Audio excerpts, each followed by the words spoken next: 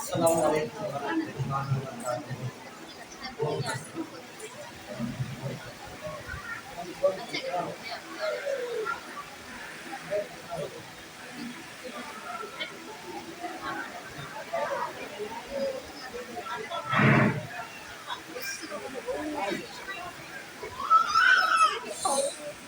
Assalamualaikum warahmatullahi wabarakatuh.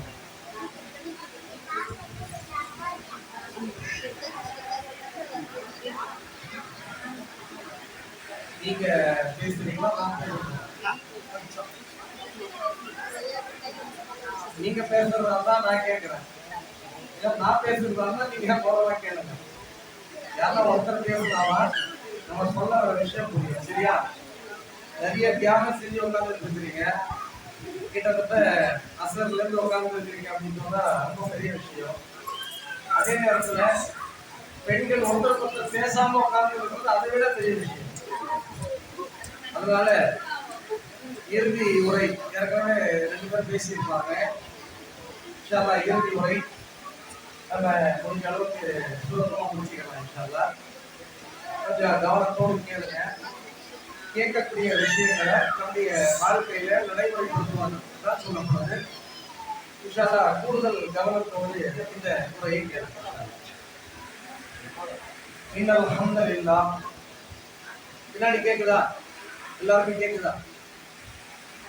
நஹ்மதுஹு வ நஸ்தஈனுஹு வ நஸ்தக்ஃபிருஹு வ நு'மினு பிஹி வ நதவக்கலு அலைஹி வ நஊது பில்லாஹி மின் ஷுரூரி அன்ஃபுஸினா வ ஸய்யிஆத்தி அஅமாலினா மை யஹ்திஹில்லாஹு ஃபலா முضில்ல லஹு வ மை யுضلل ஃபலா ஹாதிய லஹு வ அஷ்ஹது அன் லா இலாஹ இல்லல்லாஹு வஹ்தஹு லா ஷரீக லஹு வ அஷ்ஹது அன்ன முஹம்மதன் அப்துஹு வ ரசூலுஹு அம்மா பஅத்.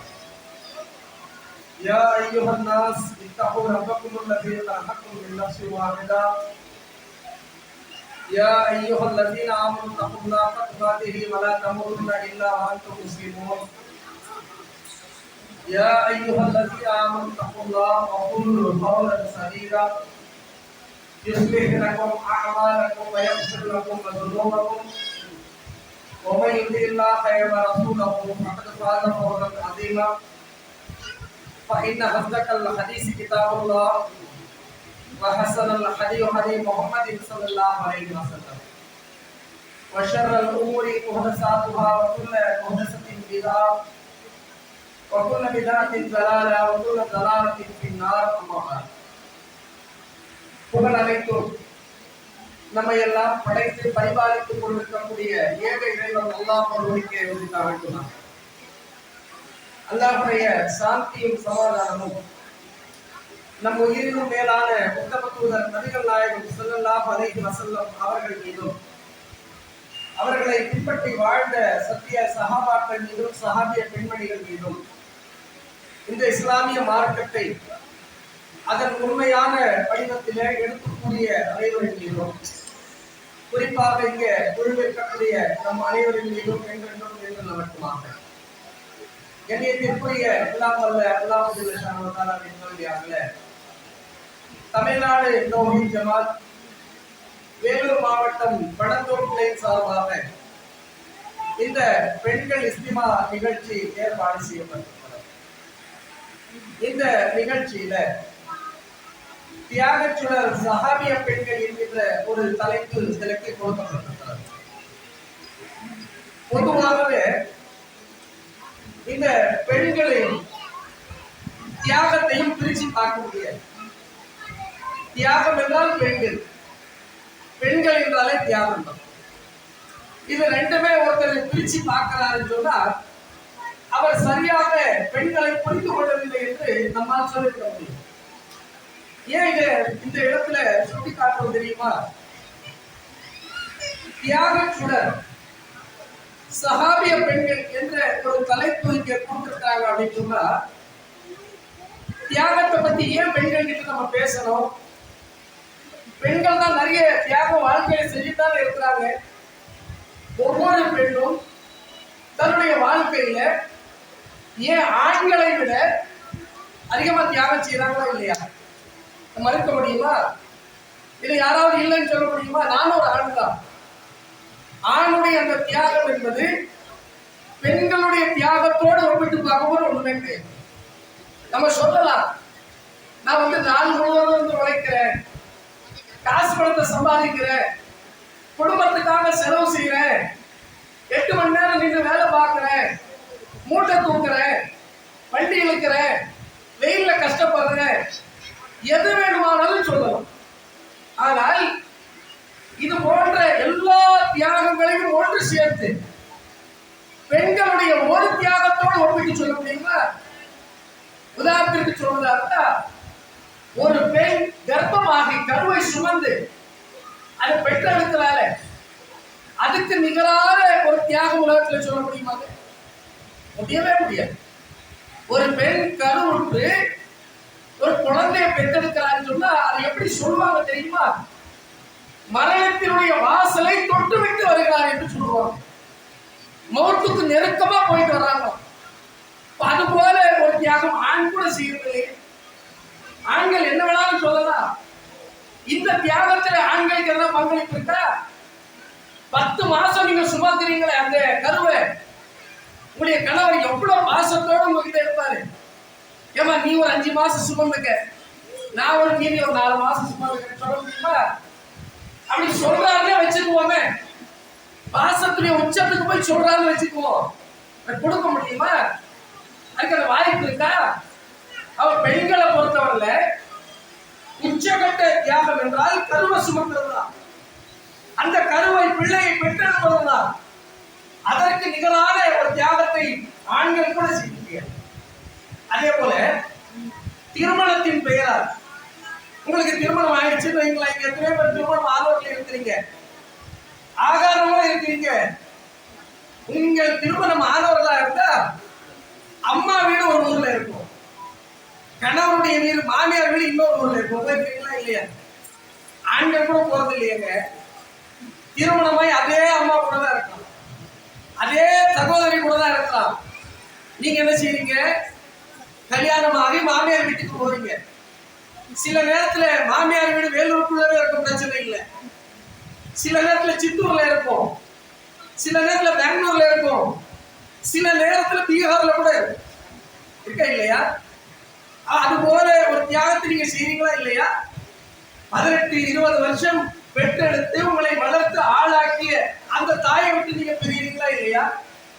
தந்தையை விட்டு பிரிஞ்சு போறீங்களா இல்லையா? சகோதர சகோதரிகளை விட்டு பிரிஞ்சு போறீங்களா இல்லையா?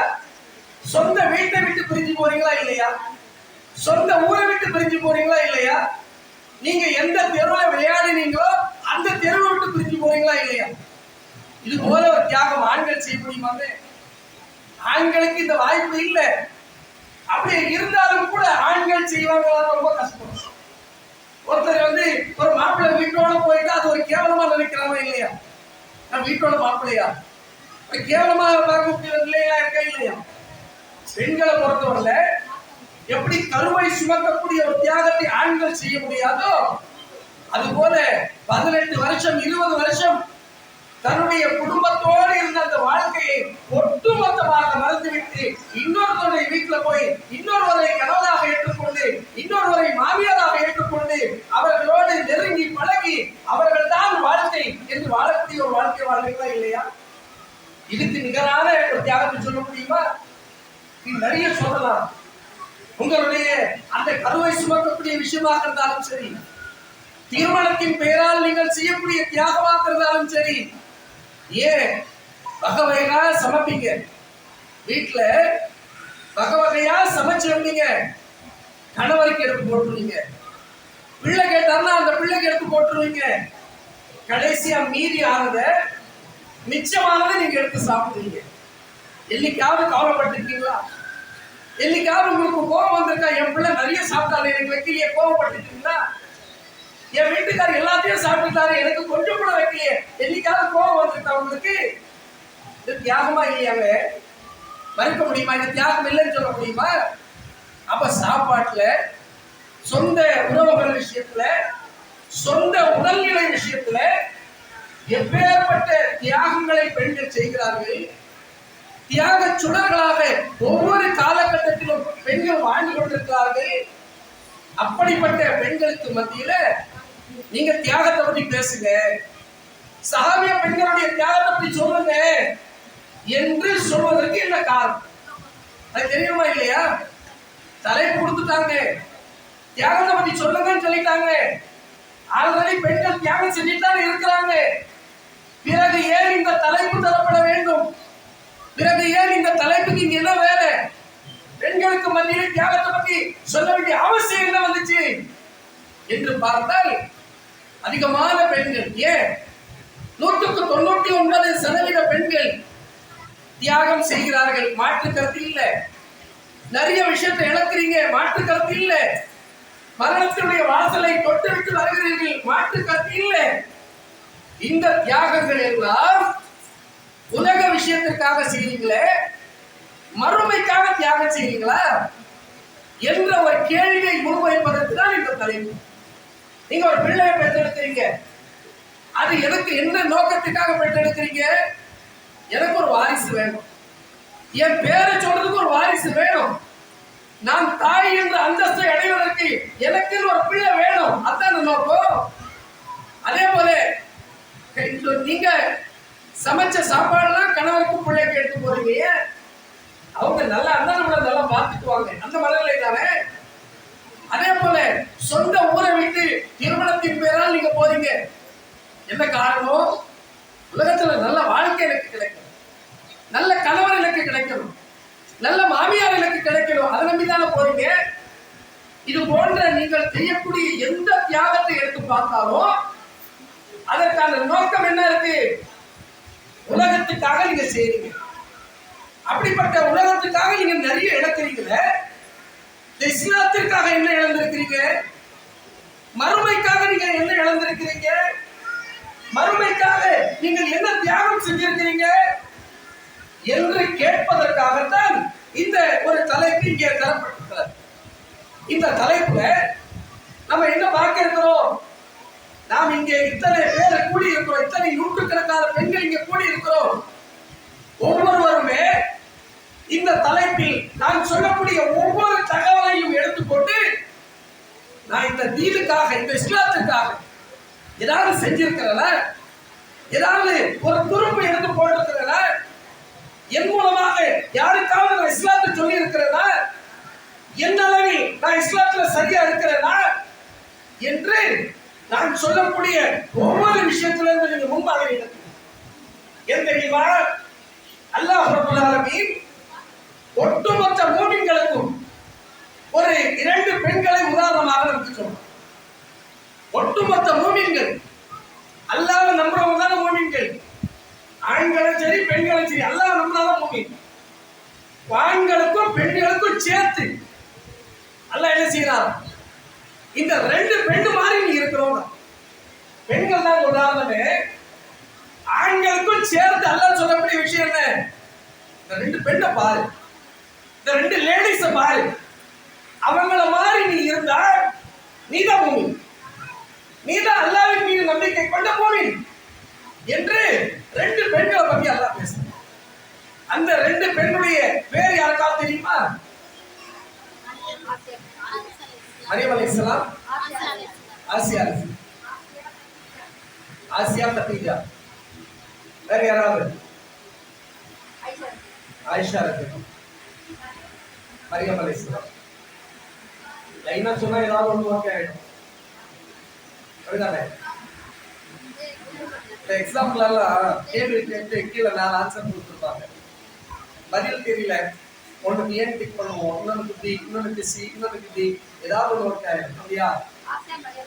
ஆசியா மரியம் தான் உறுதியான ஒரு முடிவுக்கு வந்துட்டாங்க. அப்படியா? சரி. அல்லாஹ் குர்ஆன்ல 2 பெண்களை பத்தி சொன்னாங்கல்ல. ஒன்று ஈசா நபியுடைய தாயார் மரியம் அலைஹிஸ்ஸலாம், இன்னொன்று ஃபிரௌனுடைய மனைவி ஆசியா. இந்த 2 பெண்ணு மாதிரி தான் நீ இருக்கணும்ங்கிற அல்லாஹ். அவங்களும் தியாகம் செஞ்சிருக்கிறாங்க. ஆனா அவங்க உலகத்துல தியாகம் செஞ்சாங்கல்ல, அதையெல்லாம் அல்லாஹ் பெருசா பேசவே இல்லை. அந்த 2 பெண்களுடைய இஸ்லாத்திற்காக தியாகம் செஞ்சாங்கல்ல, மறுமைக்காக, அதை எடுத்து போட்டு அல்லாஹ் சொல்றான், ஸரபல்லாஹு மஸலன் லில்லஸீன ஆமனு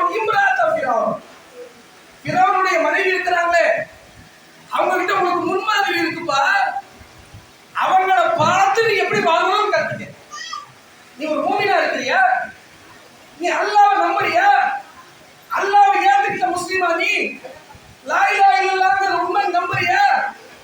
இந்த நம்பிக்கை உங்கள்கிட்ட இருந்துச்சுன்னா மரியம் அலைஹிஸ்ஸலாமையோ ஆசியா அம்மை அறிவிப்பார். அவங்க தியாகம் செஞ்சாங்க. அல்லாஹ் என்ன தியாகம் செஞ்சாங்க? அவங்க அல்லாஹ் கிட்ட கேட்டாங்களா, ரப்பி பினிலி இந்தக பைத்தன் ஃபில் ஜன்னah, அல்லாஹ் சொர்க்கத்தில் எனக்கு ஒரு மாளிகையை தா அப்படின்னு கேட்டாங்க. யார் தெரியுமா கேட்டது? ஆசியா. ஆசியா அம்மையாருடைய பேக்ரவுண்ட் தெரியுமா நமக்கு? ஃபிரௌனுடைய மனைவி. ஃபிரௌன் யார் தெரியுமா?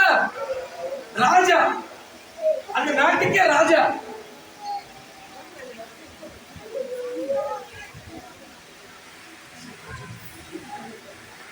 அந்த நாட்டுக்கே ராஜாங்காவே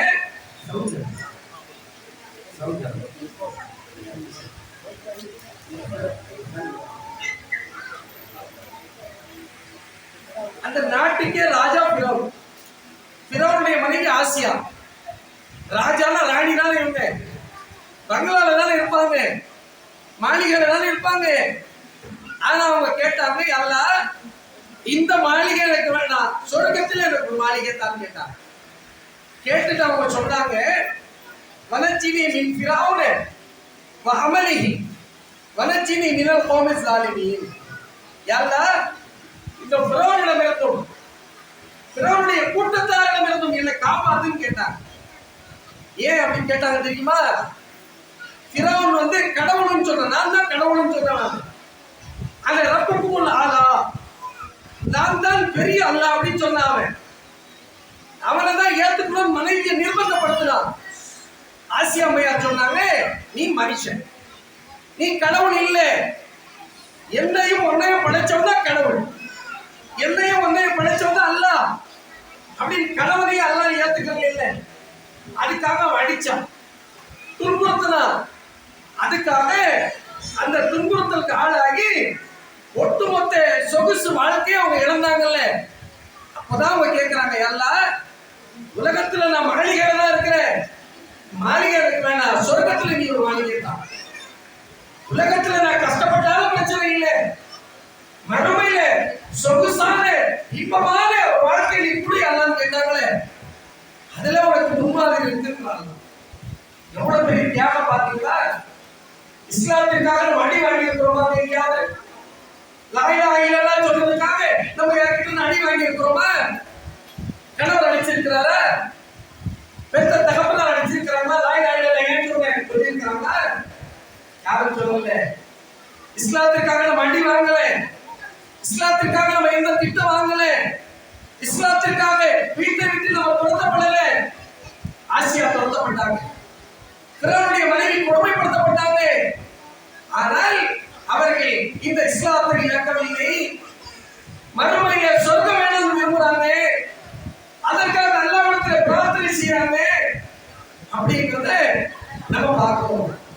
அவ இந்த முன்மாதிரி அல்லாஹ் சொல்வதன் மூலமாக ஆசியா எப்படி இந்த இஸ்லாத்திற்காக தியாகம் செஞ்சாங்களோ அது போல நீயும் தியாகம் செய்மா அப்படின்னு சொல்லி நம்மை பார்த்து அல்லாஹ் கேட்பது போலவே இந்த வசனம் அமைந்திருக்கிறது.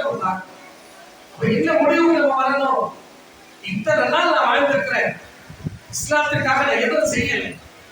ஆனால் எனக்கு இந்த மார்க்கம் தெரிந்த பிறகு, ஆசியாவை பற்றி எனக்கு தெரிந்த பிறகு, அல்லாஹ் சொல்லக்கூடிய முன்மாதிரி பெண்ணை பற்றி எனக்கு தெரிந்த பிறகு இந்த இஸ்லாத்திற்காக நான் தியாகம் செய்வேன், மறுமைக்காக நான் தியாகம் செய்வேன் என்ற ஒரு மனநிலை நமக்கு உண்டாக வேண்டும். இந்த மார்க்கத்திற்காக தியாகம் செய்யக்கூடிய அந்த மனப்பக்குவம், அந்த சிந்தனை நமக்கு இந்த முன்மாதிரியிலிருந்து வர வேண்டும் என்பது முதலாவதாக நாம் தெரிந்து கொள்ள வேண்டும். இரண்டாவது என்ன தெரியுமா? நாம தியாகம் செய்து தயாராகிட்டோம் வைங்க. அப்படியா? ஆசியா எவ்வளவு தியாகம் செஞ்சிருக்கிறாங்களா? மரியம் அலைஹிஸ்ஸலாம் எவ்வளவு தியாகம் செஞ்சிருக்கிறாங்களா? நானும் தியாகம் செய்ய போறேன் என்ற ஒரு முடிவுக்கு நீங்கள் வந்துவிட்டால் நீங்க முதல்ல செய்ய வேண்டியது தெரியுமா? இந்த இஸ்லாத்தை நீங்க கத்துக்கணும். முதல்ல கத்துக்கிட்டாதான் தியாகம் செய்ய முடியும். உங்களுக்கு இஸ்லாத்தை பத்தியே தெரியல, தியாகம் செய்ய முடியுமா? எப்ப தியாகம் செய்வீங்க? இஸ்லாத்தை பற்றிய அறிவு உங்களுக்கு இருக்கணும். ஆசியா அம்மையாருக்கு இருந்துச்சா இல்லையா? கணவர் வந்து சொல்றார், பிறர் வந்து சொல்றார், நல்ல கடவுள் தான். அந்த அம்மா என்ன சொல்றாங்க? நீ கடவுள் இல்லை, அல்ல அவன் தெரியும். நீ எப்படி கடவுள் கேட்டாங்களா இல்லையா? எப்படி கேட்க முடிஞ்சது உங்களால? இஸ்லாத்தை பற்றி அறிவு உங்களுக்கு இருக்கு. அல்லாஹ் யாரு, அல்லாஹ் எப்படிப்பட்டவன், அல்லாஹ்வுடைய ஆற்றல் என்ன அப்படின்னு சொல்லி மூசா நபி சொன்ன அல்லாஹ்வை அவர்கள் புரிந்து வைத்திருந்தார்கள். அதனால்தான் அவர்கள் இந்த மார்க்கத்தை அறிந்த காரணத்தினால்தான் தன்னுடைய கணவரை எதிர்த்தார்கள். அதற்கு எதிராக இந்த இஸ்லாத்திற்காக தியாகம் செய்தார்கள். இன்னைக்கு நமக்கு இந்த மார்க்கம் தெரிஞ்சாலும் நம்ம தியாகம் செய்வோம். உங்களுக்கு மார்க்கத்துல ஒரு விஷயம் தெரியுது, அப்பதான் நீங்க அடுத்தவங்களுக்கு போய் சொல்றீங்க. உதாரணத்துக்கு தர்காவுக்கு போகக்கூடிய பெண்கள் இருக்கிறாங்கல்ல, தாயத்தை கட்டக்கூடிய பெண்கள் இருக்கிறாங்கல்ல, இது தப்பு எத்தனை பேருக்கு இங்க எப்படி இருக்கும்ல? தர்காவுக்கு போகலாமா போகக்கூடாது? எத்தனை பேர் போகலாம்? நீங்க கை கொடுங்க. தர்காவுக்கு போகலாம் எத்தனை பேர் சொல்றீங்க? யாராவது? சரி, போகக்கூடாது எத்தனை பேர் கை கொடுக்குறீங்க? சரி, வளர்ந்துடலாம். வாங்க, ஒரு சிலர் தூக்காம இருக்கிறீங்களா? போகலாங்களா?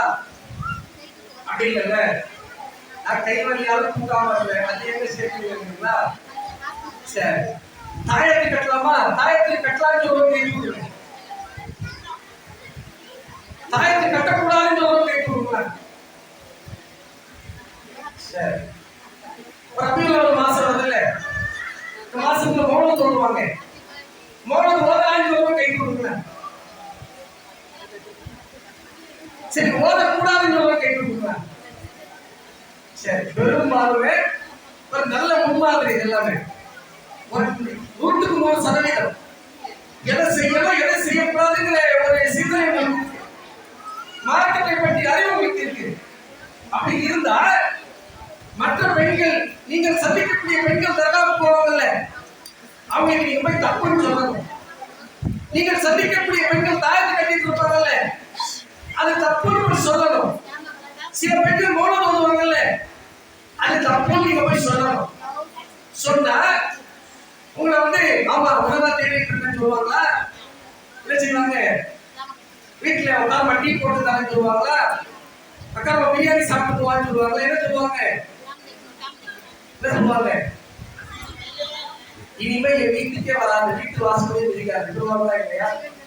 ஏன்? அவங்களுடைய பொருளை எதிர்க்கிறீங்க. அவங்க எதை இஸ்லாமிய நினைச்சிருக்கிறாங்களோ அது தப்புங்கிறீங்க. குர்ஆன் வசனத்தை சொல்லி தப்புங்கிறீங்க, ஹதீஸை சொல்லி தப்புங்கிறீங்க.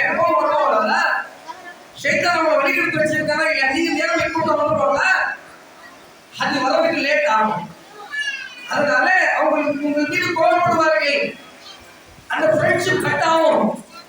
அப்ப ஃப்ரெண்ட்ஷிப் கட் ஆனாலும் பரவாயில்ல, நான் இதை சொல்லிட்டே இருப்பேன், நீங்க நிக்கிறீங்களா? அதான் தியாகம். தியாகம் புரியுது அவங்களுக்கு? தியாகம் என்னன்னு புரிஞ்சுக்கிறதா தான் இந்த உதாரணம் கொடுப்பது. இந்த ஒரு நிலை எப்போ உங்களுக்கு வரும்? நீங்க எப்ப போய் தர்காவுக்கு போகாதுன்னு எப்ப சொல்றீங்க? தாயத்து கட்டாதுன்னு நீங்க எப்ப சொல்றீங்க? மார்க்கம் உங்களுக்கு தெரிஞ்சிருந்தாதான் நீங்க சொல்றீங்க.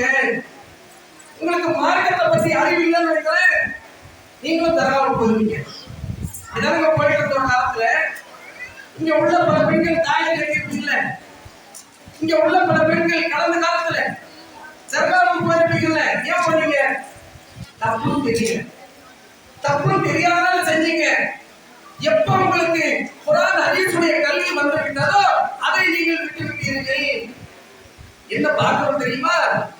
எப்ப இஸ்லாம் நமக்கு தெரிய ஆரம்பிக்கிறதோ, குர்ஆன் ஹதீஸ் எப்ப படிச்சு புரிஞ்சுக்கிறது நம்ம ஆரம்பிக்கிறோமோ, அப்ப நாம தியாகம் செய்ய ஆரம்பிச்சோம். அந்த நிலை சஹாபிய பெண்களுக்கு நீங்க பார்க்கணும். சஹாபிய பெண்கள் தியாகம் செஞ்சாங்க நம்ம சொல்றோமே, அவங்க தியாகம் செஞ்சதுக்கு காரணம் தெரியுமா? இஸ்லாம்ல என்னெல்லாம் உங்களுக்கு தெரிஞ்சிருந்தது, குர்ஆன் ஹதீஸ்ல என்னெல்லாம் உங்களுக்கு தெரிஞ்சிருந்தது, அதனாலதான் தியாகம் செஞ்சாங்க. அதுல ஒரு சம்பவத்தை உங்களுக்கு சொல்றேன். உம்மு சுலைம் ரலியல்லாஹு அன்ஹா, இவங்க அபூ தல்ஹாவுடைய மனைவி. இந்த மார்க்கத்திற்காக நிறைய தியாகம் செய்த ஒரு பெண்மணி இவங்க. இவங்களுடைய தியாகத்துல நிறைய விஷயங்கள் இருந்தாலும் முக்கியமான ஒரு தகவல் உங்களுக்கு நான் சுட்டி காட்டுகிறேன். நிறைய படிப்பிலே இருக்கிறவங்க என்ன தெரியுமா? அபூ தல்ஹாவுக்கும் இவருக்கும் எப்படி கல்யாணம் ஆச்சு தெரியுமா? எப்படி ஆச்சுங்க? யாருக்காவது அந்த ஹதீஸ் தெரியுமா? அபூ தல்ஹாவுக்கும் சேர்த்து எப்படி கல்யாணம் ஆச்சு? ஆதிமாக்கள் இருந்தா நிச்சயமா சொல்லுவீங்க. மற்றவங்க யாராவது சொல்றீங்களா?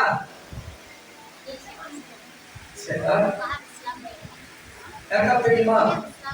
நமக்கு எந்த தல்ஹாவுமே தெரியும். பக்கத்து தெருவோக்கு இருந்தாரு, அவரை இறந்து போயிட்டாரு. அவரை மட்டும் கேளுங்க. ஏதோ நான் சாவா சாரி எனக்கு தெரியாது. அபூ தல்ஹா இருக்காங்கல்ல, இவங்க உம்மு சுலைம் அந்த பெண் வந்து விதவையா இருக்கிறாங்க. இந்த சஹாபிய பெண் வந்து விதவையா இருக்கிறாங்க. அபூ தல்ஹா வந்து இவர்கிட்ட பேசுறாரு. அபூ தல்ஹா வந்து பேசும்போது அபூ தல்ஹா ஒரு காபிரா இருக்கிறார், இஸ்லாத்தை ஏற்றுக்கல. உம்மு சுலைம் அவங்க ஒரு முஸ்லிமா இருக்கிறார். அபூ தல்ஹா வந்து கேட்கிறார், உம்மு சுலைமே நான் ஒரு திருமணம் முடிச்சுக்கிறேன் அப்படின்னு தன்னுடைய விருப்பத்தை சொல்றேன். உம்மு சுலைம் சொல்றாங்க, வலா கின்னக ரஜுலுன் காஃபிர், நீ ஒரு காஃபிரா இருக்கிறீங்க. வானா இம்ராத்துன் முஸ்லிம், நான் ஒரு முஸ்லிமா இருக்கிறேன். நீங்களும் நானும் கல்யாணம் பண்றது ஹராம்ங்கறாங்க. ஒரு முஸ்லிம் எப்படி காஃபிரை கல்யாணம் பண்ண முடியும்? ஒரு முஸ்லிம் ஒரு காஃபிரை திருமணம் செய்ய முடியாது, இஸ்லாம் தடை செய்யுது. அப்படிப்பட்ட ஒரு நிலையில நீங்க காஃபிரா இருக்கீங்க, நான் முஸ்லிமா இருக்கிறேன், நான் திருமணம் செய்யறதுக்கு ஒத்துக்க மாட்டேன். ஆனால் உங்களை போன்ற வசதி படைத்தவர்கள், உங்களை போன்ற நல்ல ஒரு நிலையில் இருக்கக்கூடிய ஒரு ஆண் யார் திருமணத்துக்கு போய் கேட்டாலும் ஒப்புக்குவாங்க. நீங்க அவ்வளவு பெரிய அந்தஸ்துல இருக்கிறீங்க, ஆனால் நான் உங்களை திருமணம் செய்ய மாட்டேன். தெரியுமா? ஒரு காபிரை திருமணம் செய்வதற்கு திருக்குர்ஆன் தடையாக இருக்கிறது. நபிகள் நாயகம் ஸல்லல்லாஹு அலைஹி வஸல்லம் அவர்கள் அதை ஹராம் என்று சொல்லி இருக்கிறாங்க என்று தன்னுடைய அந்த கோரிக்கையை முன்வைக்கிறார். முன்வச்சிட்டு சொல்றாங்க, ஒருவேளை அபூ தல்ஹாவே நீங்கள் இஸ்லாத்தை ஏற்றுக்கொண்டால் உங்களை நான் திருமணம் முடிச்சுக்கிறேன், நீங்க இஸ்லாத்தை ஏற்றுக்கிறீங்கல்ல, அதுதான் எனக்கான மகராக நான் எடுத்துக்கொள்கிறேன். எப்படி அவங்களால சொல்ல முடியும்? சொல்லுங்க, எப்படி சொல்ல முடியும்? எப்ப சொல்ல முடியும்? இஸ்லாம்னா என்னன்னு உங்களுக்கு தெரிஞ்சிருக்கணும். முதல்ல ஒரு காஃபிரை திருமணம் செய்யக்கூடாது, அது ஹராம் தான் உங்களுக்கு தெரிஞ்சிருக்கு. அதனாலதான் சொல்றாங்க, இந்த சந்தர்ப்பத்திலே அபூ தல்ஹா இஸ்லாத்தை ஏற்றுக்கொள்கிறார், அந்த உம்மு சுலைமை மறைத்துக் கொள்கிறார். இந்த நிகழ்ச்சி, இந்த சம்பவத்துல நிறைய படிப்பினைகள் நமக்கு இருக்குங்க. முதல் விஷயம் என்ன தெரியுமா? உம்மு சுலைம் வந்து விதவையா இருக்கிறாங்க. இன்னைக்கு விதவைக்கு கல்யாணம் ஆகிறதுக்கு ரொம்ப கஷ்டமான விஷயம்.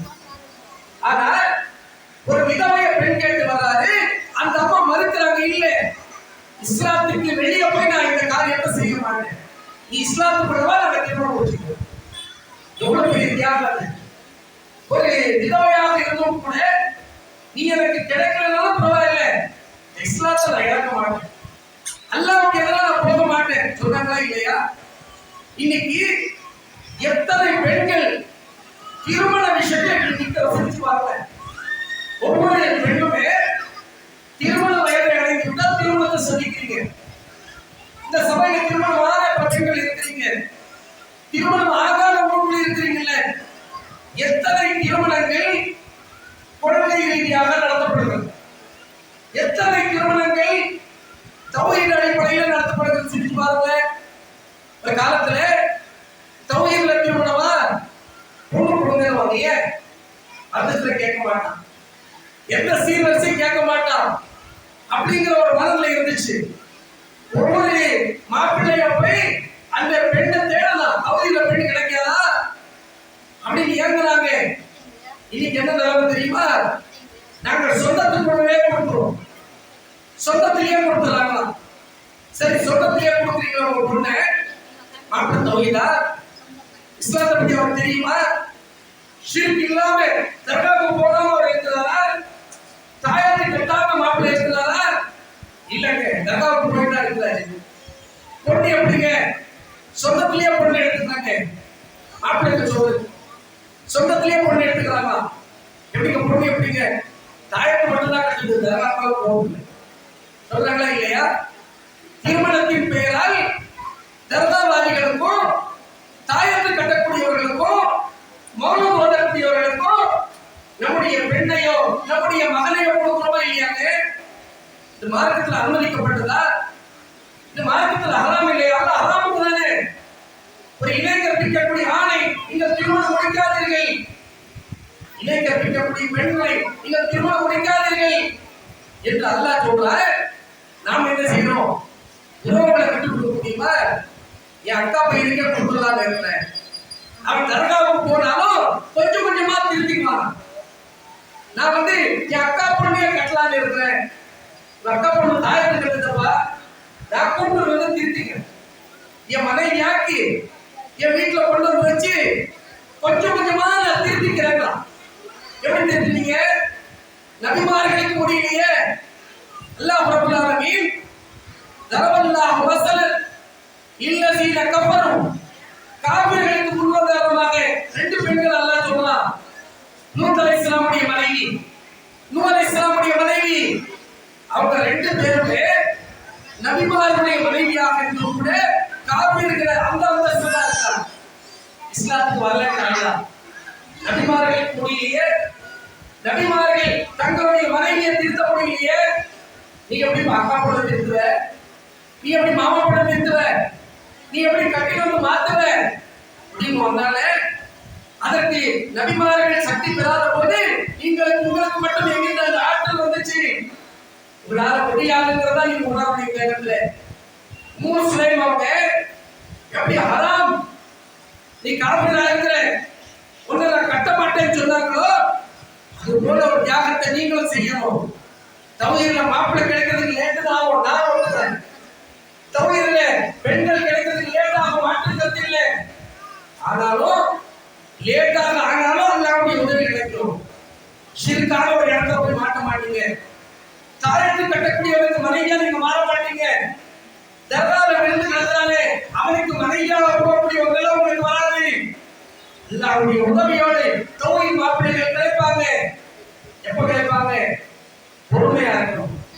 அல்லாஹ் உதவி செய்வான், நம்பணும். முஸ்லிம் எப்படி அபூதல்லாவே நீங்க காபிரா இருக்கீங்க, உங்களை திருமணம் செய்ய மாட்டேன் நிராகரிச்சாங்களோ இது போல வரதட்சணை கேட்கக்கூடியவர்களையும் ஷிர்க் வைக்கக்கூடிய ஆண்மகள்களையும் நீங்க நிராகரிக்கணும். அப்படி நிராகரிச்சுன்னு சொன்னா அல்லாஹ்வுடைய உதவியோடு உங்களுடைய வாழ்க்கைக்குரிய அல்லாஹ் அமைப்பான். அப்படிப்பட்ட ஒரு தியாகத்தை முஸ்லிமாக செஞ்சாங்களே, அது போல இன்றைக்கு இருக்கக்கூடிய இந்த இளைஞர்கள் வாலிப பருவத்தில் இருக்கக்கூடியவர்கள் பெற்றோர்கள் ஒரு முடிவு பார்த்தோம், ஷிர்க் வைக்கக்கூடியவர்களுக்கு நான் போட்டு தரணும். அப்படி முடிவு பண்ணீங்கன்னு சொன்னா இந்த மார்க்கத்திற்காக நீங்கள் தியாகம் செய்திருக்கிறீர்கள். இதுல இரண்டாவது என்ன தெரியுமா? வரதட்சணை. இந்த ஹராம் நமக்கு தெரியும்.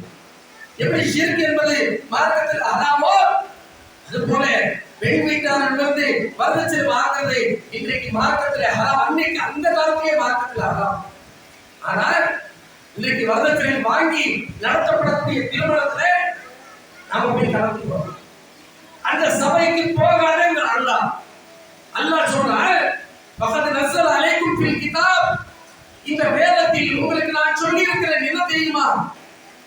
இஸா சமித்தும் ஆயாத்தில்லாஹ், அல்லாஹ்வுடைய வசனங்கள் கேலி செய்யப்படக்கூடிய சபைகளுக்கு நீங்க போக கூடாதுன்னு. அந்த வரதட்சணை வாங்கி கல்யாணம் பண்ணாதீங்களே, அல்லாஹ்வுடைய வசனத்தை மீறி தான் பண்றாங்க. அந்த சபைக்கு நீங்க போக கூடாதுன்னு அல்லாஹ் சொல்றான். இங்க உள்ள பெண்கள் எத்தனை பேர் மால் தட்டி சொல்லுங்க, வரதட்சணை கல்யாணத்துக்கு நான் போறதே இல்லைங்க சொல்ல முடியுமா?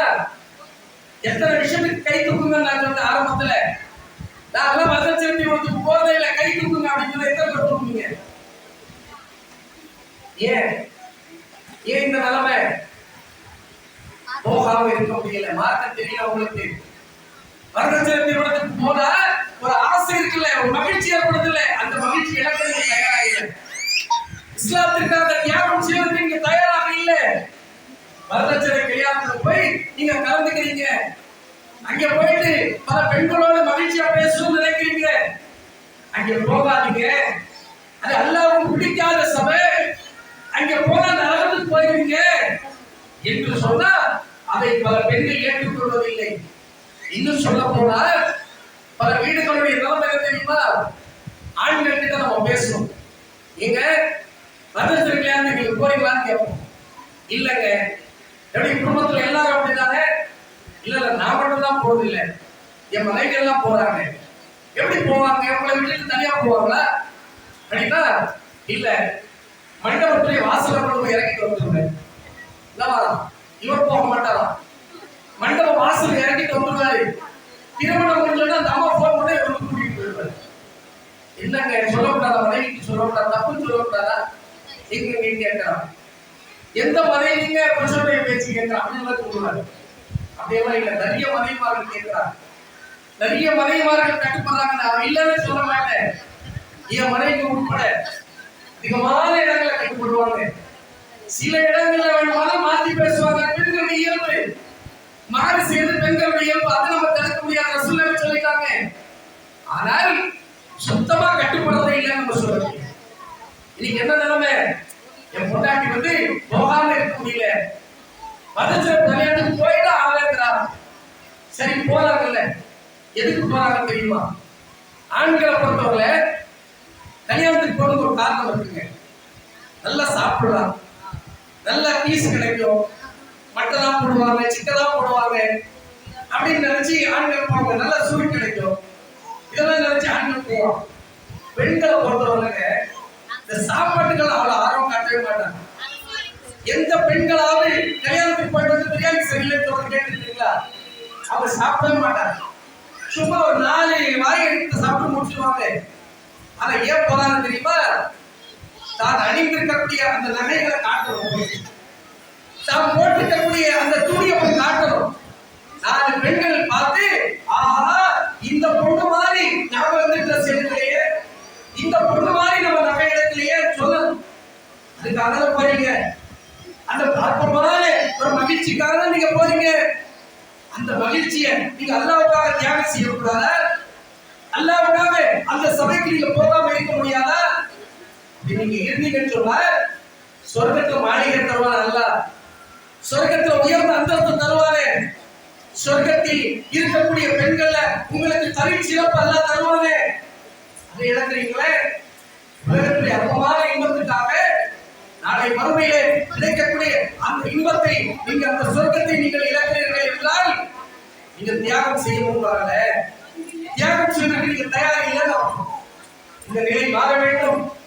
எங்க வரதட்சணை வாங்கி திருமணம் நடத்தப்படுகிறதோ அந்த சபைக்கு நான் போக மாட்டேன், நான் தியாகம் செய்வேன், அல்லாஹ்வுக்காக அந்த சபைக்கு நான் போகாம இருப்பேன் என்ற ஒரு முடிவுக்கு நீங்கள் வரும்போது நீங்கள் சஹாபிய பெண்களை போல தியாகம் செய்வதற்கு முன் வருகிறீர்கள். உம்மு சுலைம் போல தியாக மனப்பான்மையோடு நீங்கள் வாழ்கிறீர்கள் என்பதை நம்மால் புரிந்து கொள்ள வேண்டும்.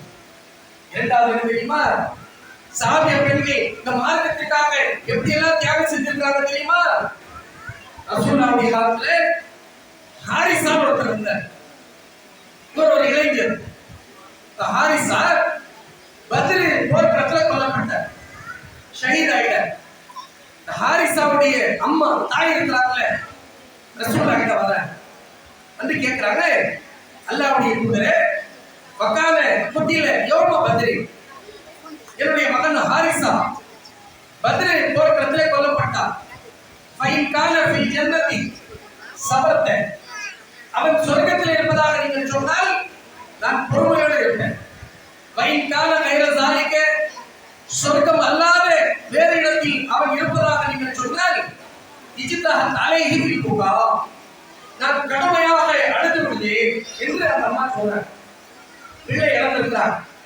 ஒரு பெண் ரசூலுல்லாஹி கிட்ட வராங்க, ஹாரிஸாவுடைய அம்மா பிள்ளை இழந்திருக்கிறாங்க, ஜன்னத்தில் இருக்கிறானா நரகத்தில் இருக்கிறான்னு கேட்கிறாங்க. ரசூலுல்லாஹி சொல்றாங்க, உன் பிள்ளை ஜன்னத்துல் ஃபிர்தௌஸ்ல இருக்கிறாங்க. எவ்வளவு பெரிய தியாகம்! பிள்ளை இழந்தது எவ்வளவு பெரிய தியாகங்க! பெற்றெடுத்த பிள்ளை, நாம வளர்ந்து எடுத்த பிள்ளை மார்க்கத்திற்காக கொல்லப்பட்டிருக்கிறான். அந்த அம்மா சொல்றாங்க, என் பிள்ளைக்கு சொர்க்கம் கிடைச்சா நான் பொறுமையா இருக்கேன், என் பிள்ளை நரகத்துக்கு போயிட்டான்னா நான் அழுவேன். செய்யக்கூடிய அந்த தியாகம் இருக்குல்ல, இந்த தியாகம் மனப்பான்மை அந்த அம்மாவுக்கு இருந்துச்சு இல்ல பிள்ளை விஷயத்துல. இன்னைக்கு நமக்கு இருந்தாலும் நம்ம சிந்திச்சு பார்க்கணும். நாமளும் பிள்ளை வளர்க்கிறோம்.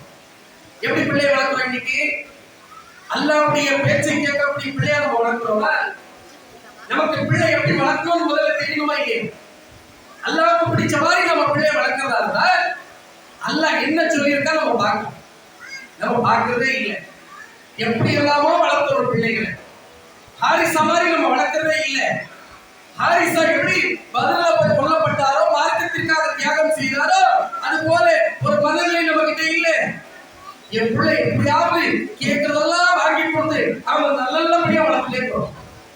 இங்க பார்த்தீங்கன்னா அவங்க இஸ்லாமே அவங்க பிள்ளை இல்லையே. வாங்கி சொல்லப்பட்டா உன் பிள்ளை பள்ளிவாசிக்க வரமாட்டேங்கிறானே. மார்க்க நிகழ்ச்சிகள் பயான் வச்சா உன் பிள்ளை பயான் கேட்க வரமாட்டேங்கிறானே. நான் என்னங்க செய்யுது? என் பேச்ச அவன் கேட்கவே மாட்டேங்கிறான். பல தாய்மார்கள் சொல்ற விஷயம், பிள்ளைய எப்படி வேணாலும் வளர்க்கலாம், இதுக்காக எந்த தியாகமும் நான் செய்ய மாட்டேன், என் பிள்ளை உலகத்துல மட்டும் நல்லா இருக்கு, இஸ்லாத்துக்காக அவன் எதுவும் செய்யலாம் பிரச்சனை இல்லை என்ற ஒரு மனநிலை இன்னைக்கு இருக்கா இல்லையா? அதனாலதான் பல இடங்கள்ல நம்ம பார்க்கிறோம், பிள்ளை எங்கெங்க போனா அடிபட்டு வந்திருக்காங்க, இவ்வளவு பெரிய பாதிப்பு பிள்ளைக்கு ஏற்பட்டு என்ன ஆச்சுன்னு கேட்டா, இல்ல அந்த ஜல்லிக்கட்டு விடுறாங்கல்ல, மாடு விடுறாங்கல்ல, அங்க போற அந்த மாடு பார்த்து மாடு குத்திருச்சாங்க. அதனாலதான் பிள்ளைங்க இருக்கு. அவங்க தாய்மார்கள் கவலைப்படுறாங்க. நீங்க இஸ்லாத்தை சொல்லி வளர்த்துனா அங்க போவாங்க. பல இளைஞர்களை இன்னைக்கு பார்க்கிறோம், எப்படி இருக்கிறாங்க? விஜய் படத்துக்கு முதல் டிக்கெட் வாங்கி நசுங்கி பாதிப்பு ஏற்பட்டு கட்டு போட்டு வீட்டுக்கு போகலாம். என்னப்பா இல்ல முதல் ஷோ பார்த்தலாம் நினைச்சேன், அதனால தான் தாண்டி நீங்க இஸ்லாத்தை சொல்லி தான் போயிருப்பானா? ஹாரிசா மாதிரி நீங்க வளர்த்திருந்தீங்கன்னா முதல் ஷோக்கு போயிருப்பானா? கூத்தாடிக்கு பின்னாடி போயிருப்பானா? நீங்க வளர்க்கல. இஸ்லாம்னா என்ன உங்களுக்கும் தெரியல, உங்க பிள்ளைக்கும் தெரியல. பைக்ல 100ல போறான், போய் ஆக்சிடென்ட் ஆகி மௌத் ஆயிடும். உங்க பிள்ளைகள் பார்க்க போயிட்டீங்க, அவருக்கு அந்த மார்க்கம்னா என்னன்னு தெரியல, இஸ்லாம்னா என்னன்னு தெரியல, இஸ்லாத்திற்காக தியாகம் செய்வதா என்னன்னு சொல்லி அந்த பிள்ளை வளர்க்கக்கூடிய அந்த விஷயத்துல நீங்கள் பின்பற்றவில்லை. அதனுடைய விளைவு இன்றைக்கு பல பிள்ளைகளை இழக்கக்கூடிய தாய்மார்கள் பார்க்கிறோம். உங்களுடைய பிள்ளைகளை மார்க்க அடிப்படையில் நீங்கள் வளர்த்திருந்தால், அதற்காக நீங்கள் தியாகம் செய்திருந்தால் சிறந்த பிள்ளை உருவாகி இருப்பாரா இல்லையா? லுக்மான் அலைஹிஸ்ஸலாமுடைய பிள்ளை எப்படி வளர்க்குறாங்க? அல்லாஹ் யாரும் சொல்லி கொடுத்து வளர்க்குறாங்க. நீங்க இப்பதான் சொல்லி கொடுத்துருக்கீங்களா? லுக்மான் அலைஹிஸ்ஸலாத்தை பத்தி அல்லாஹ் குர்ஆன்ல சொல்றான். பிள்ளையை கூப்பிட்டு சொல்றாங்க, யா புனைய, என்னுடைய அருமை மகனே, இன்னஹா இன்த மிஸ்கால ஹப்பத்தின் மின் ஹர்தல். அல்லாஹ் யார் தெரியுமாப்பா? அல்லாஹ் கிட்ட நீ எதையும் மறைக்க முடியாதப்பா. கடுகு இருக்குல்ல, கடுகு, அந்த கடுகை கொண்டு போய், கடுகினுடைய விதையை கொண்டு போய் வானத்திலோ பூமியில நீ மறைச்சா கூட அல்லாஹ் கிட்ட மறைக்க முடியாது அப்படின்னு சொல்லி அல்லாஹ் யாருன்னு சொல்லி கொடுத்து பிள்ளை வளர்க்கிறார்கள் லுக்மான் அலைஹிஸ்ஸலாம். இன்னைக்கு நம்ம சொல்லுவான், ஏப்பா பாப்பா என் பிள்ளைய கூப்பிட்டு, அல்லாஹ் யார் தெரியுமா உனக்கு? அல்லாஹ்வுடைய ஆற்றல்ல யார் தெரியுமா அப்படின்னு சொல்லி சில நேரங்களை நாம் செலவு செய்து நம்முடைய பிள்ளைகளுக்கு அல்லாஹ்வை பற்றி, அல்லாஹ்வுடைய ரசூலை பற்றி சொல்லிக் கொடுத்து வளர்த்திருந்தால், அதற்காக பல மணி நேரம் நாம் தியாகம் செய்திருந்தால், ஹாரிசா மாதிரி ஒரு பிள்ளையை நம்மால் உருவாக்கிக் கொள்ள முடியும். ஹாரிசா மாதிரி ஒரு பிள்ளையை நம்மளால உருவாக்க முடியும். ஆனால் மார்க்கம் அறியாத காரணத்தினால, மார்க்கத்திற்காக எந்த பெண்களும் தியாகம் செய்ய கற்றுக்கொள்ள முன்வராத காரணத்தினால இன்றைக்கு பல பெண்கள் இந்த பிள்ளைகளை இழக்கக்கூடிய ஒரு காட்சி எல்லாம் காப்பாற்ற வேண்டும். ஹாரிசாவுடைய தாயினுடைய அந்த தியாகத்தை போல நாமும் பிள்ளை வளர்க்கக்கூடிய விஷயத்தில் நம்முடைய நேரத்தை மற்றவர்களை அந்த பிள்ளைகளுக்கு கவனம் செலுத்தக்கூடிய அந்த விஷயத்திலே இருக்க வேண்டும் என்பதை இரண்டாவது சஹாபிய பெண்களுடைய தியாகம். மூன்றாவது என்ன தெரியுமா? ரசூலுல்லாஹ்வுடைய காலத்தில் நடந்த இன்னொரு சம்பவம். அஸ்மா பின் உமைஸ் என்று சொல்லக்கூடிய ஒரு நபி தோழியர் சஹாபிய பெண். இவங்க ஹிஜ்ரத் செஞ்சு போறாங்க. ஹிஜ்ரத்னால நம்ம கேள்விப்பட்டது என்ன? மக்கால இருந்து மதீனாவுக்கு ஹிஜ்ரத் செஞ்சு போங்க இதான் கேள்விப்பட்டிருக்கோம். ஆனா இந்த பெண் இருக்கிறாங்க அஸ்மா பின் உமைஸ். இவங்க மக்காவிலிருந்து அபிசீனியாவுக்கு ஹிஜ்ரத் செஞ்சு போறாங்க. அபிசீனியாவிலிருந்து கடல் வழியாக மதீனாவுக்கு வர்றாங்க.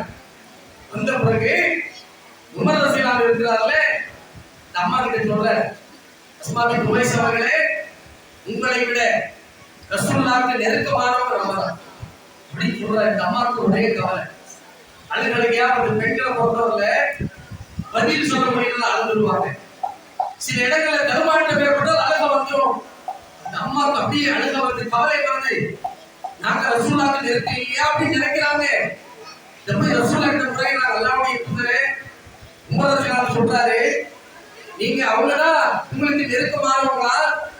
அவங்கதான் ஹிஜ்ரத் செஞ்சு முதல்ல வந்தாங்களா?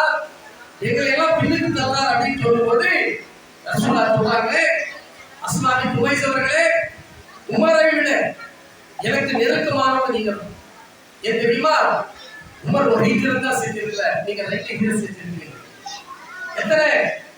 இந்த மார்க்கத்திற்காக சொந்த ஊரை இழந்திருக்கிறீங்க, உறவுகளை இழந்திருக்கிறீங்க, சொத்துக்களை இழந்திருக்கிறீங்க, பல நண்பர்களை இழந்திருக்கிறீங்க. எல்லாத்தையும் இழந்து ஒரு ஹிஜ்ரத் நீங்க செய்யல, 2 ஹிஜ்ரத்தை நீங்கள் செய்திருக்கிறீர்கள் என்று அந்த அஸ்மா பின் உமைஸ் அவர்களை அல்லாஹ்வுடைய தூதர் அந்த தியாகத்தை பாராட்டி சொல்லக்கூடிய ஒரு நிலை இருக்கும். பிள்ளைகளை கொஞ்சம் சஃபரலாமா அஸ்மா பின் உமைஸ் அவங்க 2 விதமான தியாகத்தை மார்க்கத்திற்காக செஞ்சிருக்கிறார். இன்னைக்கு நாம இருக்கோம்ல, என்னங்க செஞ்சிருக்கிறோம்? நமக்கு ஜும்மா போறதே பெரிய தியாகம். ஜும்மா வந்தீங்களா? இந்த மாசத்துல ஒண்ணு வந்திருக்கிறேன், அதுவே பெரிய விஷயம். மாசத்துல 4 ஜும்மா வருது. ஒரு ஜும்மாக்கு வந்துட்டோம்னா நம்ம எப்படி பேசுறோம்? இன்னைக்கு ஜும்மா போயிட்டு வந்துட்டேன். ஹிஜ்ரத் செய்து ஜும்மா போறது 2 மேக் பண்ண முடியுமா? நாம எல்லாம் ரெடி ஆயிட்டு எல்லா விதமான வசதிகளோட ஜும்மா போறோம், அதே நம்மளால முடியல. ஆனா ஹிஜ்ரத் செஞ்சு போனாங்கன்னா சாப்பாட்டுக்கு வழி இருக்காது, வீடு இருக்காது, சொந்த பந்தங்கள் இருக்க மாட்டாங்க, எல்லாத்துக்குமே கஷ்டப்படக்கூடிய ஒரு நிலை. செஞ்சாங்களா இல்லையா? 2 ஹிஜ்ரத் செஞ்சாங்களா இல்லையா? ஆனா இன்னைக்கு ஜும்மாக்கு வந்து நமக்கு கஷ்டமா இருக்கீங்க. எப்பங்க ஜும்மா கடைசியா வந்தீங்க கேட்டாங்க சொல்லுவோம்.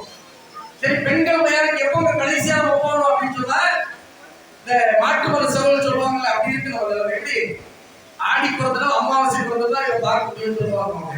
இப்பதான் ஆடி மாசத்துல போச்சு. ஆடி பிறந்த ஆட்டி அமாவாசை ஒரு வாட்டி வருவாங்க அப்படின்னு சொல்ற மாதிரி ஜும்மாக்கு எப்போ கடைசியா வந்தீங்க, பெண்கள் பையனுக்கு எப்போ கடைசியா வந்தீங்க அப்படின்னு கேட்டா நாம போன மாசம் இந்த மாதிரி ஞாபகம், இந்த ஜும்மாக்கு நான் வரல, போன ஜும்மாக்கு நான் வரல, அப்படி இருக்கா இல்லையா? அஸ்மா பின் உமைஸ் அவங்க மார்க்கத்திற்காக தன்னுடைய ஊரை இழக்கிறாங்க, சொத்தை இழக்கிறாங்க, தன்னுடைய உறவுகளை இழந்து சொந்த வீட்டை இழந்து அபிசீனியாவுக்கு போறாங்க, அங்கிருந்து மதீனாவுக்கு போறாங்க. அந்த மாதிரி இருந்தா நம்ம என்ன சிரிச்சு பாருங்க. நம்ம எதை பெரிய தியாகமா நீ பார்க்க தெரியுமா? இஸ்திமா வந்திருக்கோம்ல, சாயந்தரத்துல நீங்க உட்கார்ந்து இருக்கோம்ல, இதெல்லாம் கூட நம்ம பெரிய தியாகமா நம்ம பார்க்கணும். ஆனால் ஃபேனுக்கு கீழே உட்கார்ந்து இருக்கிறோம், லைட்ல உட்கார்ந்து இருக்கிறோம், வசதியோட உட்கார்ந்து இருக்கிறோம். ஹிஜ்ரத் செஞ்சு போனவங்களுக்கு ஒரு லைட் கிடையாது, சாப்பாடு கிடையாது, வாகனம் கிடையாது, எந்த வசதி வாய்ப்பும் கிடையாது. எல்லா வசதி வாய்ப்புகளையும் பெற்று இதுவே நம்மளால செய்ய முடியலையே. எந்த விதமான வசதி வாய்ப்பும் இல்லாமல் இந்த மார்க்கத்திற்காக 2 ஹிஜ்ரத் செஞ்சாங்களே, இந்த அஸ்மா பின் உமைஸ் கிட்ட நம்ம பாடம் படிக்கணும். ஒவ்வொரு ஜும்மாவுக்கும் நான் வரணும், அந்த துடிப்பு எனக்கு இருக்கணும். முதல்ல ஜும்மாவுக்கு நம்ம வரது வராம ரெண்டாவது விட்டோம். ஆனால் வரணுங்கிற எண்ணம் நமக்கு முதல்ல இருக்கணும். பல பேருக்கு எண்ணமே கிடையாது. பல பேருக்கு பெண்கள் பையன் வச்சா போவோம் எப்படி சொல்லுவாங்க, பெண்கள் பையனுக்கு போவோம்னு சொல்லுவாங்க. இத சீரியல் 5 நாளும் தவறாம பார்ப்பாங்க, சனிக்கிழமையும் போட்டா நல்லா இருக்கும். பல பெண்களுடைய இயக்கம். உங்களுக்கு தெரியாத ஒரு விஷயத்தை சொல்றேன். சீரியல், இந்த சீரியல் பார்க்கக்கூடிய பெண்களுக்கு நல்லதுக்காக சொல்றேன், கெட்டதுக்காக எடுத்துக்காதீங்க. நீங்க விடுபட்ட சீரியல்கள் இருக்குல்ல, 7 மணிக்கு ஒரு சீரியல் போறாங்க, அது விடுபட்டுச்சுன்னா 12 மணிக்கு மேல அதே சீரியல் திருப்பி போறாங்க சன் டிவில. என்ன செய்வீங்க கேட்டா? என்ன செய்வீங்க? உடனே 12 வரைக்கும் முடிச்சிருந்தா அந்த சீரியலை பார்ப்பீங்க, அப்படிதான் செய்வீங்க. அதே மார்க்கத்திற்காக கொஞ்சம் தியாகம் செய்யணும்னு சொல்றீங்களா? பையன் அப்படியே ஒரு 10 வரைக்கும் நீட்டோம் வைங்களேன், இல்ல 9 வரைக்கும் தான் சொன்னீங்க, 10 வரைக்கும் எடுத்துருக்கீங்க இல்லையா? இந்த சீரியல்லாம் 12 மணிக்கு எந்திரிச்சு இருக்க இல்லையா? இன்றைக்கு மார்க்க விஷயத்திற்காக தியாகம் செய்வதற்கு யோசிக்கக்கூடிய நாம் இந்த தீனிற்காக அந்த உஸ்மானின் போய் தியாகம் செஞ்சாங்களே, அது போல ஒரு தியாக மனப்பான்மை நம்மகிட்ட பெண்களுடைய அந்த மார்க்க கல்விக்காக வைக்கப்படக்கூடிய இஸ்திமாவாக இருக்கட்டும், சும்மாவாக இருக்கட்டும், பெண்கள் பயானாக இருக்கட்டும், பெண்களுடைய தாவா குழு பெண்களாக கூட்டி சேர்ந்து போய் தாவா பணி செய்யறாங்களே, அது போன்ற விஷயங்களாக இருக்கட்டும், அதற்காக நேரத்தை செலவு செய்யுங்க.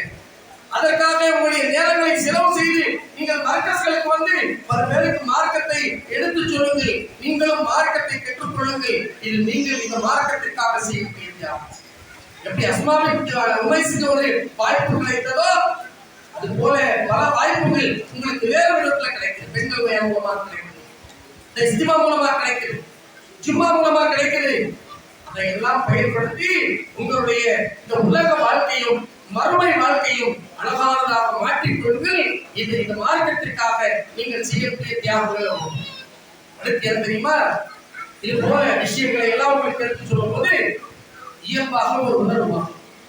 இந்த உணர்வு மார்க்கத்திற்காக ஏதாவது தியாகம் செய்யணும், மார்க்கத்திற்காக ஏதாவது ஒரு உழைச்சா தீரும். ஆனா நான் பெண்கள் பயானுக்கு வரலாம் தான் நினைக்கிறேன், இந்த இஸ்திமாவுக்கு வரலாம் தான் நினைக்கிறேன். என் பிள்ளைய வச்சுக்கிட்டு வர முடியல. அது என் பிள்ளை இருக்குது, அது பிள்ளை கிடையாது, தோல்ல இருக்கு. பல பெண்களுடைய இயக்கம் இருந்தான், மையனை வச்சுட்டு போக முடியல, எங்கேயாவது போக முடியல, பயானுக்கு கூப்பிடுறாங்களே நம்மளால போக முடியுதா?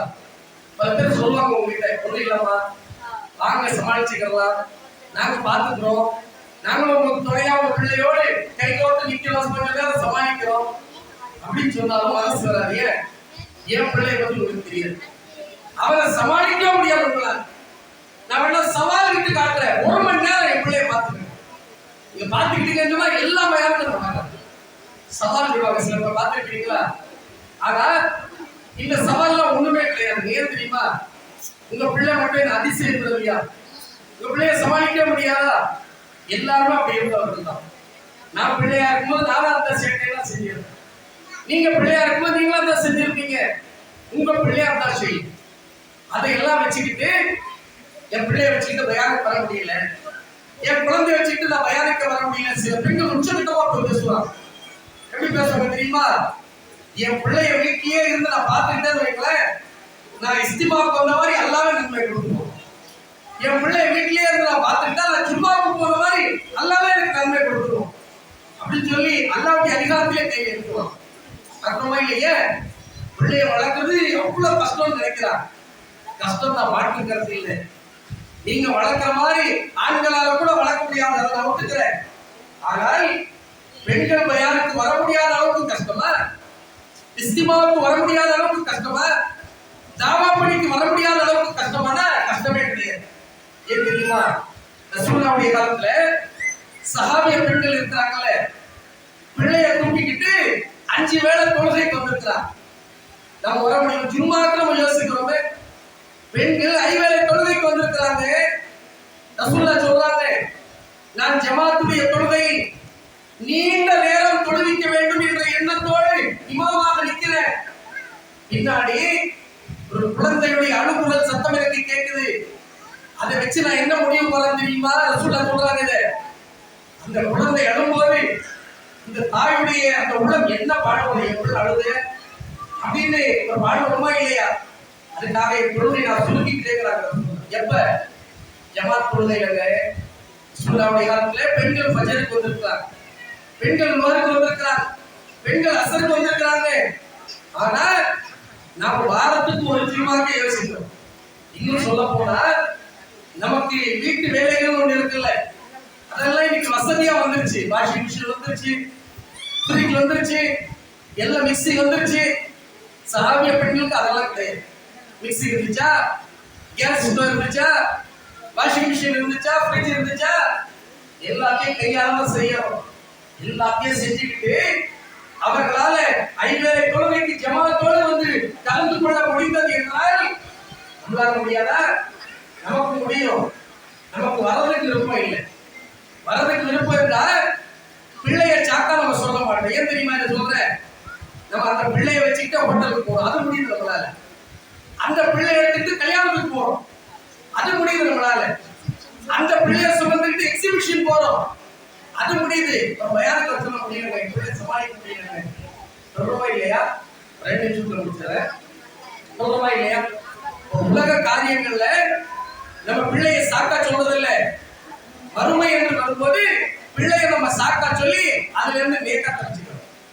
இல்ல சில பெண்கள் மட்டும் திடீர்னாக்கா அவங்க சொல்லணும், பிள்ளைய காரணமா சொல்ல மாட்டாங்க, அது வரதான் சொல்லுவாங்க. ஆனா கணவரை காரணமா சொல்லுவாங்க. நான் வரணும் தாங்க நினைக்கிறேன், எங்க வீட்டுக்காரர் விட மாட்டேங்கிறார். ஏதோ எங்க அம்மா வீட்டுக்காரர் அவ்வளவு கட்டுப்பட்டு மாதிரியும் அவ்வளவு பயப்படுற மாதிரியும் இதை விட மாட்டேங்கிறாங்களே.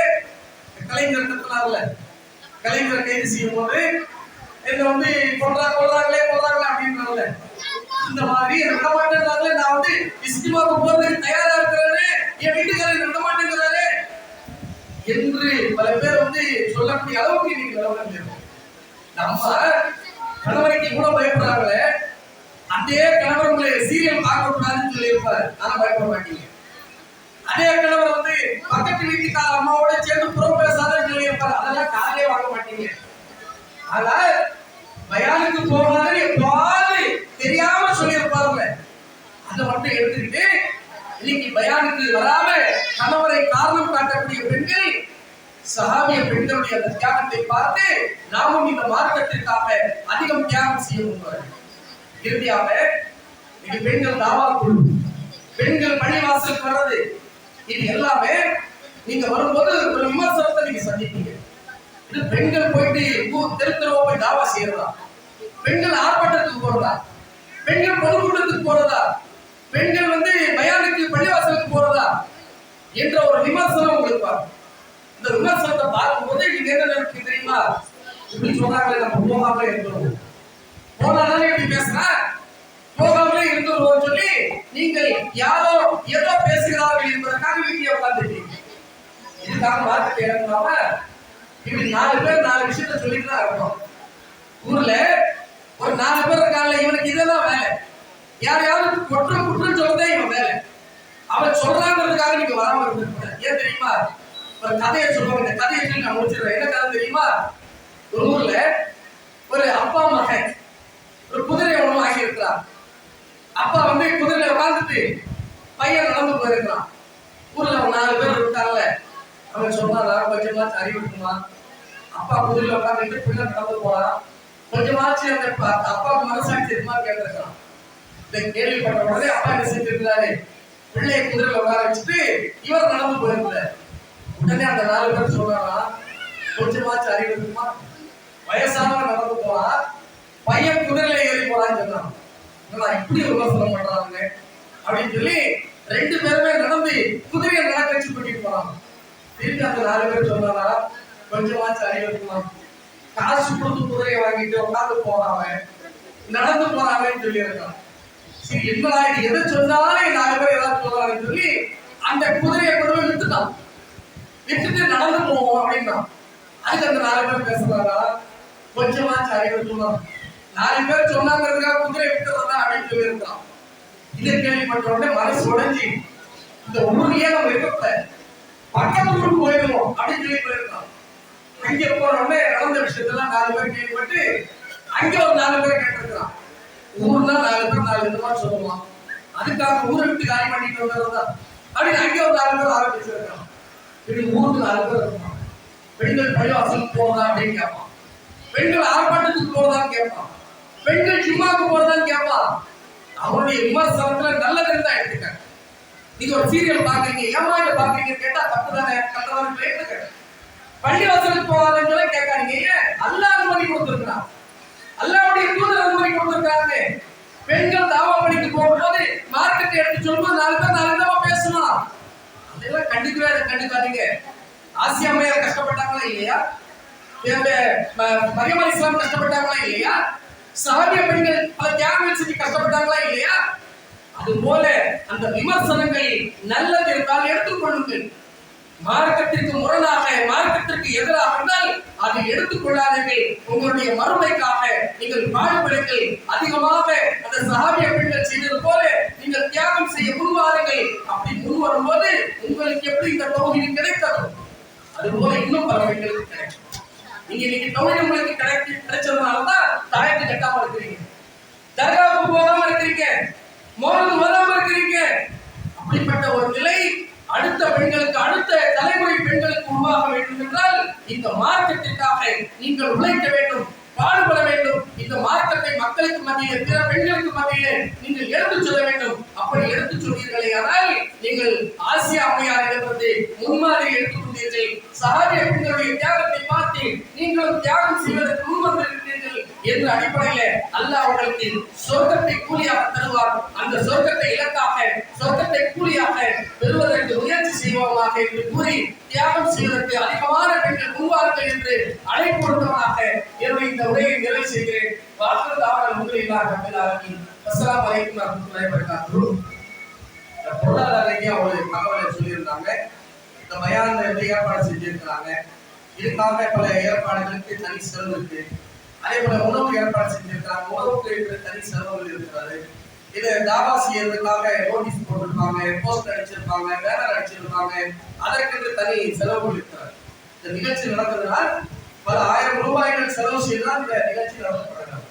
அந்த அடிப்படையில இந்த நிகழ்ச்சிக்காக உங்களுக்கு வாரியத்தை வந்தாங்க, நீங்களும் ஓரளவுக்கு கொடுத்துருக்கீங்க. இன்ஷா அல்லாஹ் வீட்டுக்கு போய் கூட நீங்க கொடுக்கலாம். இன்னும் கொடுக்கணும் அப்படிங்கிற ஒரு மனநிலை இருந்தா இன்ஷா அல்லாஹ் நிர்வாகிகளை சந்தித்து அந்த இருக்கக்கூடிய வாரியை நீங்க உங்க பொருளாதாரத்தை அதிகமாக கொடுத்தீங்கன்னா இது போன்ற நிறைய நிகழ்ச்சிகள் நடத்துவதற்கு அது ஒரு கூடுதலாக.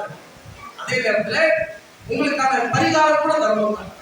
ரசூலுல்லாஹ் சொல்றாங்கல்ல, பெண்களே உங்களை நான் நரகத்துல அதிகமா பார்த்தேன். அந்த ஒரு பெரிய திருச்சி கேட்கிறாங்க, அல்லாஹ்வுடைய தூதரே என்ன காரணம் அப்படின்னு சொல்லும்போது அவங்க சொல்றாங்க, ரசூலுல்லாஹ் சொல்றாங்க, தக்ஃபுருனல் அஷீர, நீங்க அதிகமாக மாறு செய்றீங்க கணவர், அதே போல சபிக்கிறீங்க, சாபப்படுறீங்க, இதுக்காக அதிகமாக நரகத்துக்கு நீங்க போறீங்கன்னு சொல்லுவாங்க. அந்த பெண் கேட்கறாங்க, என்ன பரிகாரம் என்ன அப்படின்னு கேட்கும்போது அதிகமாக தர்மம் செய்யுங்க. அந்த ரசூலுல்லாஹ் தர்மம் செய்ய சொன்ன உடனே ஹதீஸ்ல நம்ம பார்க்கிறோம், காதல் இருந்தது, கம்பல் வளையெல்லாம் எடுத்து அந்த போதெல்லாம் எடுத்து பெண்கள் போட்டிருக்கிறார். ஒரு தியாக மனப்பான்மையோடு சஹாபிய பெண்கள் இருந்திருக்கிறார். அது போல ஒரு தியாக மனப்பான்மை பொருளாதார ரீதியாக, பொருளாதார விஷயத்துல உங்களுக்கு இருக்கலாம். குறிப்பாக இந்த நிகழ்ச்சியினுடைய செலவுக்காக நீங்கள் அதிகமான அளவில் பொருளாதாரத்தை வாரி வழங்க வேண்டும் என்று ஒரு கோரிக்கை வைப்பதாக அமைச்சுக்கிறேன். வாக்குறுதியாக அஸ்ஸலாமு அலைக்கும் வரஹ்மத்துல்லாஹி